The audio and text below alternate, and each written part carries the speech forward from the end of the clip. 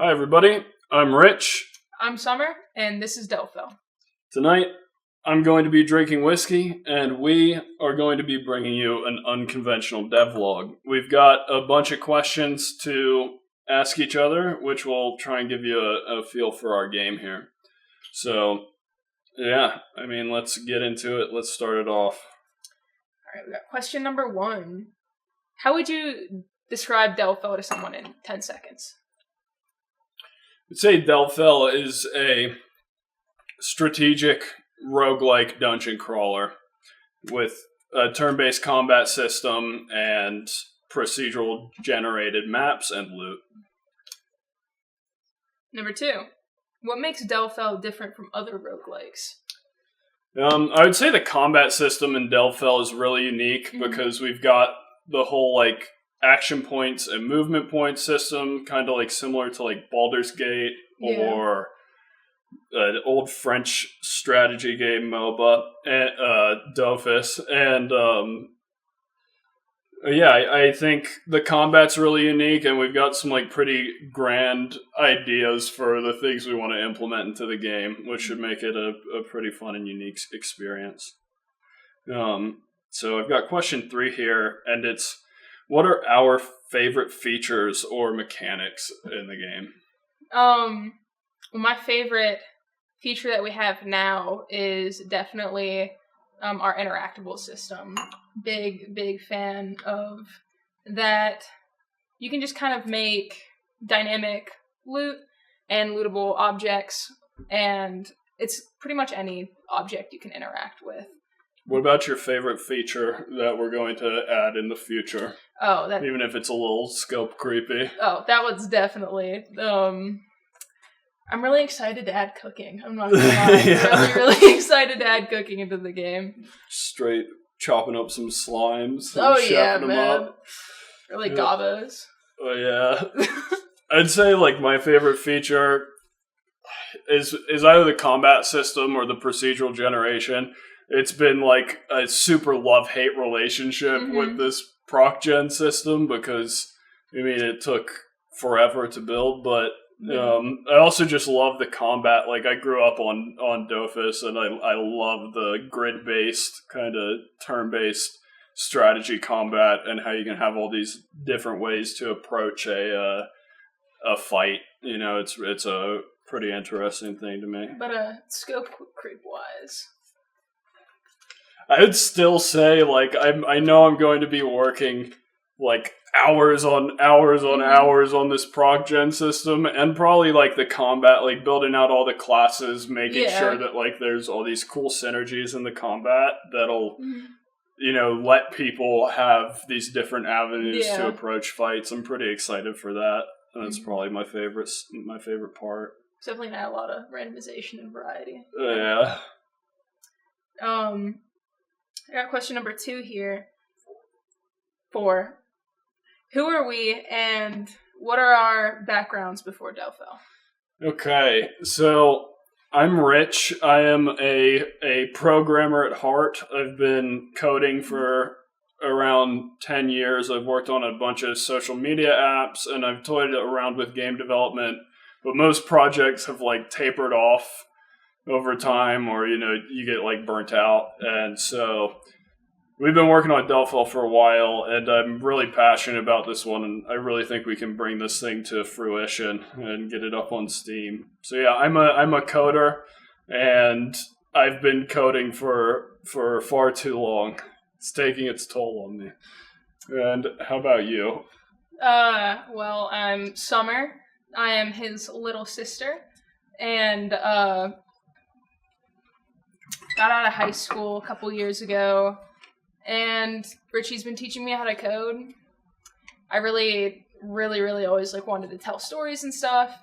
It's just the avenues have changed from, when I was really young, drawing pictures and comics, to then writing, and then now it's video games. And I'm really excited to be able to share, the world that we've created and the stories that we've created with you guys.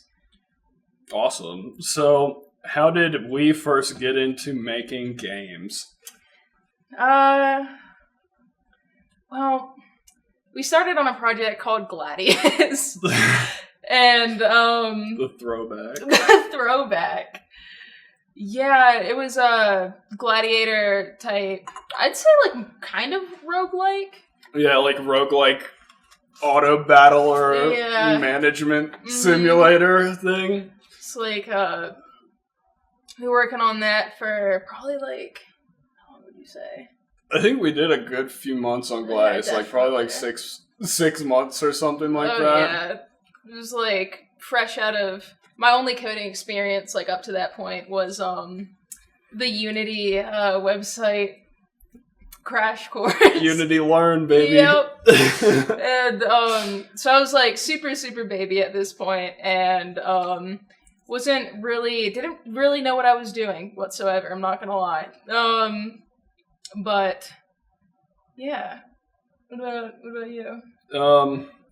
Yeah, I'd say like Gladius was probably my first like super serious project where, you know, I was working on it a lot of hours every day and sinking a lot of time into it, going pretty crazy with some of the systems in there, like 2D rigging, and like the gladiator management system was pretty heavy. And I've just like always loved gaming, and Summer has too. Like most of what we do in our recreational time is playing an assortment of video games, so like we're pretty predisposed to going down the route of making one eventually. So yeah, I mean, that's just kind of all roads lead to Rome, and I ended up starting making games. Yeah, that's all I got. I got question number 6. What is it like working together as siblings? It's awesome. There's no real like problems with team chemistry because, you know, we have known each other for our entire lives, or at least I've known her for her entire life. So, yeah, I mean, it's wonderful. I wouldn't choose a different person to work with as my, you know, co-founder or anything like that. So same here, 100%. It's great, honestly. It's very like a lot of criticism and that you need, especially when you're very, very young into like whether it's art or whether it's programming. You need a lot of criticism to grow, and it's a lot easier when it comes from, you know, someone who you know definitely has your best interests at heart and who is like, I don't know, just like your big brother, you know? Like, and I'm very giving with my my criticism. I've got the whole philosophy of like, if there's something wrong with it, tell me so that I can fix it, because otherwise, I don't want to. Yeah, you know, that's the whole deal there. So definitely have grown into my philosophy as well. it's the only way to do it. So I've got 7, and it's how do we split responsibilities like art, programming, and game design. I do a lot of the art, I would say. 99.9% of it. But Richie has been teaching me how to code, but I feel like we're talking different languages when it gets to his coding versus mine. I'm like, you know, putting in a little couple if statements here and there, and he's like, all right, Summer, so I built this procedural generation device, right? And I'm like, oh, wow. That's crazy. Yeah, I would say Summer does a lot of the art. We share game design because like everything that we build into the game, we run by the both of us and make sure it's something that like both of us would like. Yeah, 100%. And then, yeah, I spearhead a lot of the coding, especially the heavier lifting stuff like proc gen or like very large system architecture. I'll build out like the bases for that stuff. I would like also say that it's kind of great like working together with both of us because a lot of like our gaming philosophies are a little different. Whereas like I like a lot of the grindy like, my favorite parts of games are the grindy parts, the cooking, like, the more open world sandbox type. And he is very, very, like, good at combat. And, like...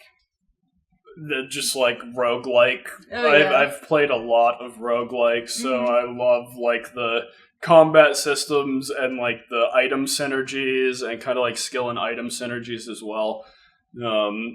So we balance each other out a lot. Like, I know Summer wants to make some very in-depth cooking and crafting systems so that, you can get gear, you can grind out mobs if you have to get your gear. And, yeah, I think we balance each other's strengths and weaknesses out a lot in that manner. Yeah. I've also got 8 here, so what's been the funniest or weirdest moment you've had during development so far? Probably when I was trying to animate the slime sprite, because I was, like, very, very new in, like, animation and stuff. And Richie and me were going through it, and he was just giving me, like, a lot of pointers, but also talking about how the eye kind of droops when the slime squishes down, and he notices, and then he just kind of pops it back up into place. Yeah, it was really, really funny. Good little idle animation. Yeah, that's definitely my favorite as well. I mean, we were laughing for a while when we got that animation tweaked and kind of perfected to the way we liked it. Getting it, like, the goopiness of the animation, really had to sell the slimy slime. It just, like, kind of forgets that he has to, like, hold his eye in place, and it just, like, slides off the side, and he's like... I like to think that he's just, like, one little, like, cell, like a single cell organism. Like, he has no, like, the real, like, single thought. Brain cell as well. Yeah, 100%. Yeah. There's, like, nothing going on up there. It's just... Maybe I should keep my eye in place, and then just forgets to once in a while. I got number 9 here. What skills have we learned while making Delvfel? I've definitely sharpened my C# skills a lot, because of Unity. Yeah. And I've also had to learn ProcGen, which was something I didn't do because, like, I've primarily been a web and app developer for most of my career. So there's also, like, all these different types of coding paradigms that are super specific to game development, like visitor pattern or, like, broker chain pattern. So there's been a lot of these patterns that I've had to learn, and also Summer's had to learn by proxy.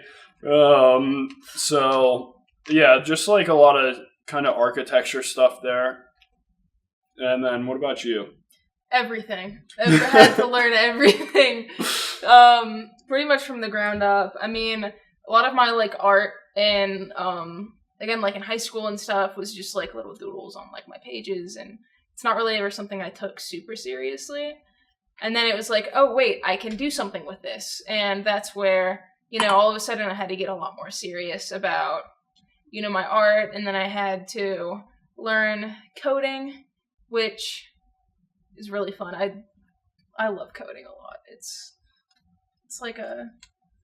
just like all logic. Yeah, it's a super unique kind of experience, just learning how to, like, weave logic into things that can actually happen in a game world or in an app or anything. Just literally building things from, like, the ground up, and then just being like, hey, do this, and then it does it, and it's like, wow. So this one is what inspired the concept and setting for Delvfel? I would say, like, I just went to Richie and I was like, hey, you want to make a dungeon game with me? Is kind of how it started. And we didn't even have a name at this point. We had literally nothing. And he looked at me and he was like, I'm down. And so that's the story of how Delvfel, it's the seed. And we just, like, kind of put our heads together on, like, what kind of dungeon game do we want to make? Yeah, I pushed pretty hard for, like, roguelike inspired by some of the older ones. Like, I play some like obscure old roguelikes like Dungeon Crawl Stone Soup, and I think like that has a pretty heavy influence on it. I would also say like Delvfel has a huge influence on the strategy, grid-based, turn-based combat system. Like, it's one of the most fun systems for me. I really love those strategy games a lot. And then, yeah, I mean, we've just been pulling kind of from everywhere and making up our own kind of story for like what the world of Delvfel is. And yeah, we've just got this like, there are these massive underground biomes, and you know, it's the player's objective to kind of work through these and figure out what's going on down there. So yeah, that's our inspiration. What are the main mechanics players will interact with? I think our main mechanics are going to, of course, be like exploration, looting, build crafting. I mean, these things are all going to work together to create the synergy for like your god run or whatever that'll carry you through to end game and let you actually like win and get unlocked. So I'd say like, yeah, the exploration, looting, build crafting, and then on top of that is like the combat. So I think that, and then definitely like crafting to get the perfect gear for your run, and then, you know, you're going to be interacting with probably all of the systems in the game, at least if you want to get the most out of it. Yeah. Can you explain the turn-based combat system in simplest terms? Yeah, for sure. So the whole game world is, once you get into combat, is broken up into a square-based grid, and your player character can move a certain amount of tiles per turn. That's going to be based off of talents that you unlock, skills and talents, and also your gear. And they'll also have a certain amount of action points per turn, which lets you attack, cast spells, go invisible, set traps, whatever. And then, you know, enemies have the exact same system. So, yeah, you get broken up into this kind of turn-based combat system when you encounter an enemy mob out there in the world. So what role do skill trees and loot play in the game? So skill trees are, well, I guess I should go into classes, or rather like the lack of classes, right? So we're trying to build a very, very open, kind of like the character can do and be pretty much whatever they want. You're not really bound by any specific classes, but then again, neither are the enemies. So if you want to be like a fire swordsman, go for it. If you want to be a fire mage, go for it. If you want to spec into both, I mean, you are more than welcome to do that. We have these skill trees in place that will like allow you to unlock certain talents. You know, when you get and upgrade your abilities, you can also just like get damage buffs or whatever along the way. And loot is also very, very important. So if you have like, I don't know, if you know like the talent or like skill, like let's say like fire strike, right? Something that slashes, you're going to need something that can slash. So you're going to need a sword with it, right? Loot and all of these things buff and change your character's stats. But whereas the skills, right, are a lot more solid and your character will always have it, loot's not exactly the same. So you kind of got to be careful if you're speccing based on your loot or not, because things can get broken, things can get lost, and things can change. Yeah.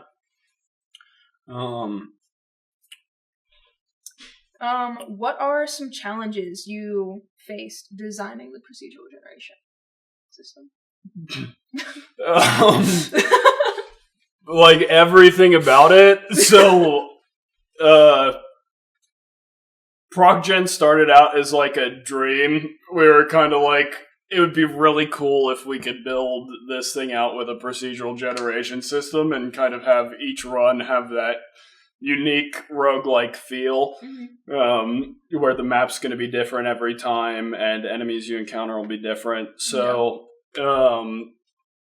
we started looking into solutions, and there's so many different implementations like wave function collapse and Perlin noise maps for generating terrain or walkers for generating dungeons. And then I made this decision to just go out and build my own. So I built a like grid-based kind of procedural generation system. Just really like there has been a lot of challenges with Proc Gen, whether it comes to like these weirdly shaped buildings coming out and needing to make functions to clean them up, or just testing out every single different Proc Gen method to see if it's right for us, and then being like, no, don't like that. There's been a lot of unique challenges with Proc Gen, but it's an awesome experience to build it. I tell everybody that it's like my favorite thing I've built out of all these 10 years has been this Proc Gen system, because it's such a unique thing, and it's totally out of the norm of just like how you usually go about building things or what you encounter in like a web dev life. Yeah.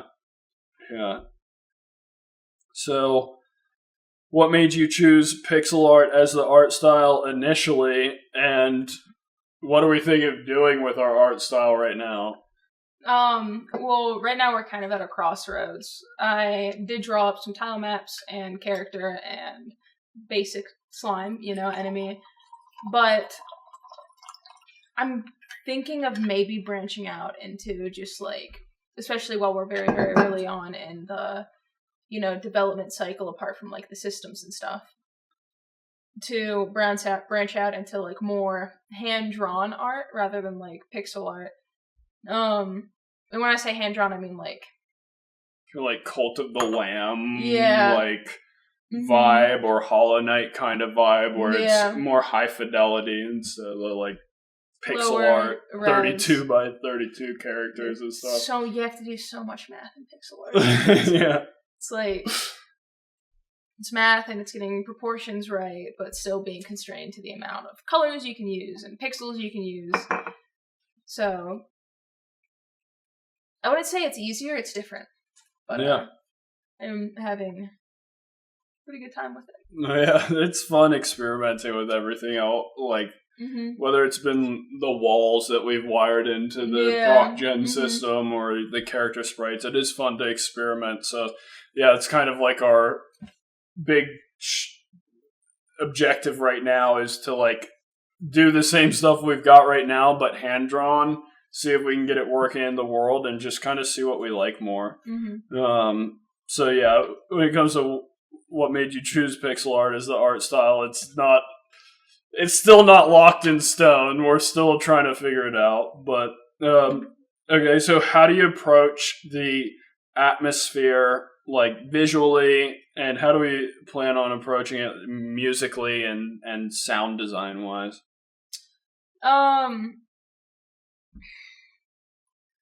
I'd say it's like more of a gritty, like a very, very gritty type. I mean, you're in a dungeon locked with all these monsters, right?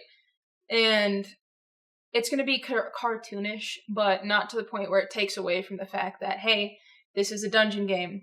You are probably going to die, like, the monsters will be scary, but not to the point where they, I think we intend on weaving in some comedic relief here and there to alleviate a bit of the dungeon crawler stress. Yeah, so yeah, I think that's pretty good. And then like music and sound design, like we have no sounds in our game right now. Everything's just quiet, and that's not how it's going to be forever. So yeah, I've got some awesome friends who do sound design that are willing to help out where they can, and yeah, I think we're gonna lock in that like gritty kind of ominous exploration dungeon crawler kind of feel, and especially like with sounds, I think it'll be probably more gritty than like the visuals, but I could see like the occasional comedic relief, like goblin death sound being kind of funny, or like a rare one, you know. So I don't know. Like slimes might go like, yeah, something like that. How long have you been working on Delvfel? So we've been working on Delvfel since, I think it was like, it started to become a concept in March. I don't think we really locked in until April. Like we started working on it every day. And then we had to take like a small hiatus for a couple weeks to a month there, just because of some life stuff. But yeah, I think like overall, it's putting us at about like 3 to 4 months of consistent development on it. Yeah. Yes, and so that's me, yeah? Alright, so what has been the hardest part of development for us? I'd say, like, for now, like, for us, it's definitely locking down an art style. I mean, this is something we've been struggling with since day one, pretty much. For me personally... And for me, like, I'm super wishy-washy on it. I'm like... The problem is, I'm like... super about any art style because it's so much better than what I can produce on my own.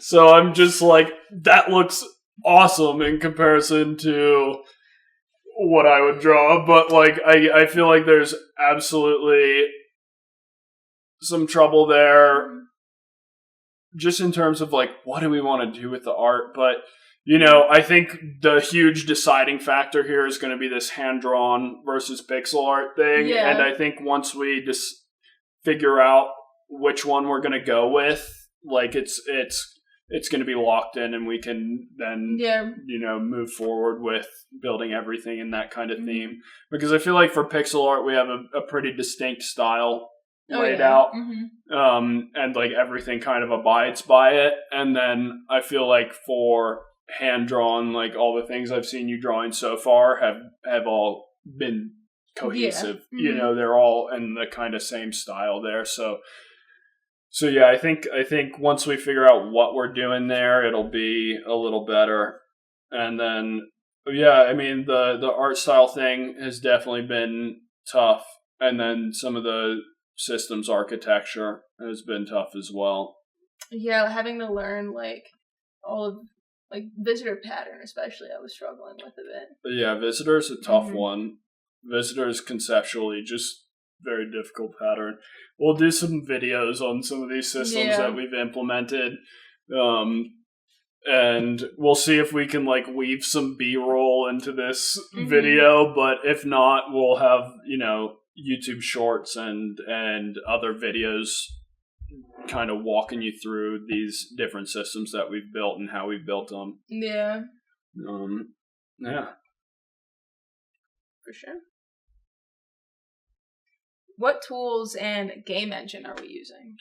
We are using Unity and a bunch of custom-built tools, and we're looking to use the Unity 2D animations package so that we can do skeletal rigging on these like 2D sprites, essentially, or 2D characters, and build out like cool humanoid animations and different things like that to kind of increase turnaround time. And compared to doing frame-by-frame animations on some pixel art characters. Yeah. And then, how do we handle feedback and testing? So, right now, all of our feedback and testing is pretty much in-house. Not gonna lie. We just add whatever we want to, and then make our way through, many bugs. And then if there's a persistent bug by the end of, what's ever happening, I usually go to Richie and I'm like, hey, this is happening. I think we have a bug board, don't we? Yeah, I actually squashed everything on our bug board today. I crushed all 6 of them. Nice. So that's pretty good. What is next on our Delvfel roadmap? Okay, so next on the roadmap is definitely this. I know for you it's the hand-drawn art rework, and then I think in general it's just really fleshing out our skill system, abilities, adding a bunch of more enemies to the first floor to give it a lot more variation, because right now we've just got slimes. And just like fleshing out enemies, fleshing out all these systems that we've built, because we've built equipment, we have built inventory, we have built enemies, we have built abilities, we have built so much stuff, but we only have like testing stuff in place. So it's really filling out those systems. Like they're pretty well fleshed out and ready to handle, pretty much whatever we throw at it. Yeah, so there's going to be a bunch of new content creation, which will be fun. The only the biggest hiccups I would say is everything we build, we don't really build anything that's static, right? All of our systems in place are dynamic and easily able to be enhanced or expanded on later on, whether we add. It's ease of adding more interactables, or ease of adding more creatures, or, more biomes, or more tile sets. All of this stuff we've expanded and allowed and built really in a way that's allowing us to easily add more, right? And that's the only issue we really have right now, is that we don't have that more, because we've been just pretty much gung-ho about just building out these systems and really just ironing them out. Laying the foundation for our castle. Oh yeah. Do we have a release date or rough timeline in mind, and what platforms do we want to release on? Okay, so we're gunning for just a Steam release right now and PC. Hopefully, since we're on Unity, we can probably do Mac and Linux support. But there will be some fiddling that has to be done there, but that's okay. And when it comes to a release date, it's tough. We wanted to have a playtest build out by sometime late November. But I'm not sure if we're going to make that deadline, to be honest. There's just a lot that needs to be done. And with these things, there's so many unexpected hurdles or speed bumps that you kind of run into in the development process. So I don't like giving hard dates. And when it comes to a release date, ideally it would be somewhere within the next year. Hopefully we can hit enough content that we've got early access before that. Yeah. But that would be ideal. And that's kind of what is floating around in my mind right now. Will there be any post-launch updates or expansions? Absolutely. I think we're both kind of very meticulous. Mm-hmm. So, until this game is at a point where we would be happy to play it and where we're going to really enjoy it, I don't think we're going to stop updating it before then. And ideally, if the game is received super well and we've built out a bunch of content for the base game where we're this is satisfactory, if there's demand for it, I think we'd definitely be open to doing some expansions or even just content updates. 100%. Along those lines. It's the game, it's not just something we're building for you guys, it's also something we're building for us. Absolutely. Right? It's what we want to play. Yeah. And we wouldn't want to play a game that lacks a lot of content. Substance and is broken in any way. Yeah. at the end of the day, we want to make a game that we will enjoy playing, that like all my friends that have played Dofus will enjoy playing. Like, they're all super stoked for what we're building and can't wait to play test it. So hopefully we've got like playtest coming relatively soon, and post updates till it's perfect. Yeah. Expansions if that's what the people want.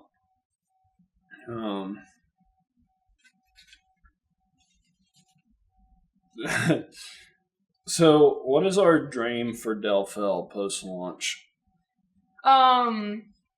Ideally, we would obviously have enough money to add more. Make it our full-time job. It'd be really, really nice. Even though it already kind of is our full-time job, like, this is the only thing we're pursuing right now. We're treating it like a 9 to 5 and working on it day in and day out. So, I mean, the dream would be to be able to, like, start a proper indie studio and, like, once we knock everything all out for Delvfel in terms of, like, content, maybe expansions, like, I would love to go the Risk of Rain route and, like, build a 3D version of the game or build something 3D in general. Like, that sounds really cool, but 2D is just so much less overhead when it comes to modeling and everything. We just don't have, like, the resources right now, for it. So if we did have the resources, we definitely, maybe a 3D revamped Delvfel version. I mean, that would be, like, the coolest thing in my book. So, so how can people support our project right now? I would say just subscribe, share this video with your friends, anyone who's interested in, or anyone who you think would hear the devlog and be like, hey, that's a game I want to play, or I would be interested in at least following, just kind of, we're going to be releasing a lot of our YouTube shorts and stuff, just to keep you guys updated. We're going to be doing more devlogs. If you guys like the talk format, or we could also do things that aren't as scary. Yeah, we've got it's been a pretty big build up to make this video. This is our first real YouTube attempt, so yeah. I mean, this is what you got. But yeah, I'd say stay in tune to the YouTube channel. Maybe eventually we'll open up some other avenues, and we're going to be gunning for a little bit of polishing and to get a trailer together for a Steam page and everything. So once we've got the Steam page out there, all the wish lists and everything would be awesome as well. So yeah, I think that's the main ways that people can support us right now. And where can people follow our progress? Well, right here, honestly. YouTube is going to be our main, what's it called? Megaphone? Yeah, that works. Yeah, our main megaphone for right now. Our voice to your ears and your voice to our ears. Really allow us to, run some ideas by you guys, see what you guys are interested in, see if any features that we're looking to update is something that you guys would like or dislike.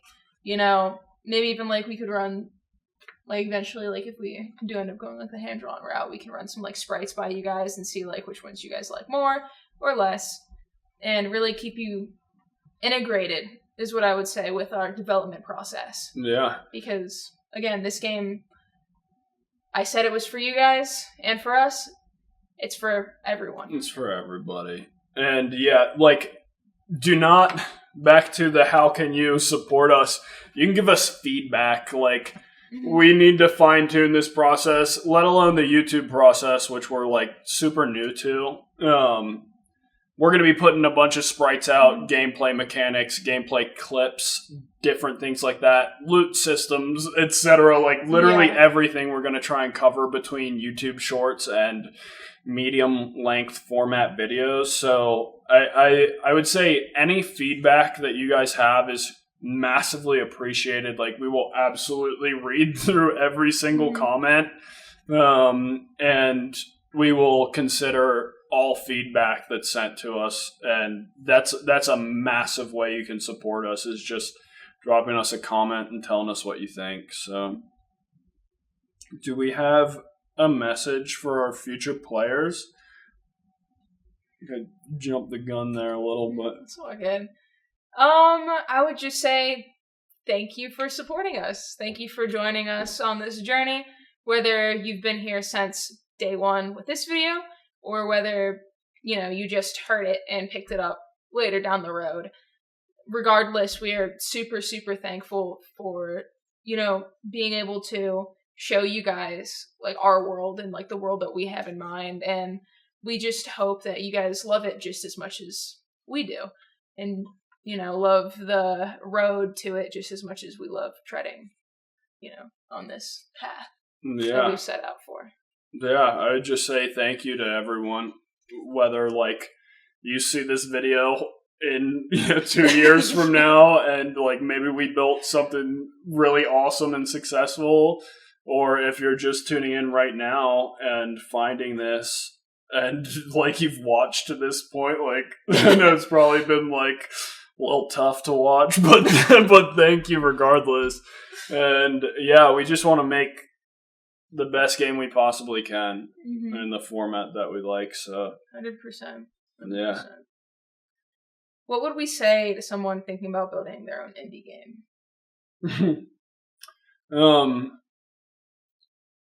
It's a long and arduous process. Like, there are going to be massive ups and downs and big struggles that, like, will make you question whether you've got it or not. But your sanity. Like, if you've got the passion for it, like, I'm huge on passion. If you've got the passion for it, I genuinely think you could do anything you put your mind to. So, I mean, if you've got it, then use it and get out there and do it and learn the things you need to learn, whether it's coding, whether it's art.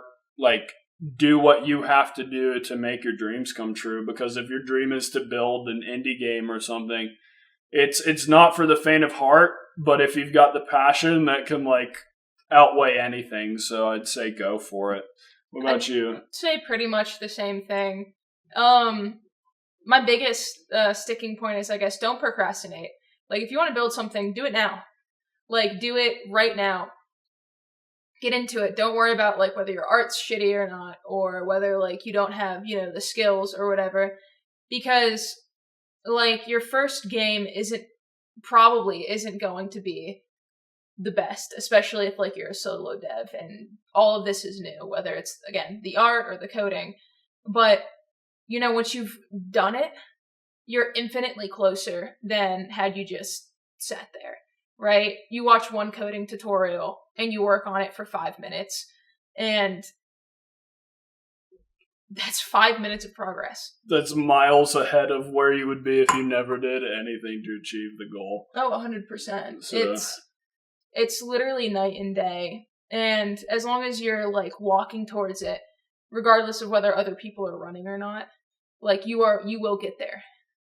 You will get there. So it's, like, my big, I don't know, speech, I guess. Yeah, it's awesome. I mean, I'd say if you've got the heart, you've got the passion, go for it. 100%, yeah. And do it right now. Stop hesitating. Get out there and go. There will always be reasons not to do it.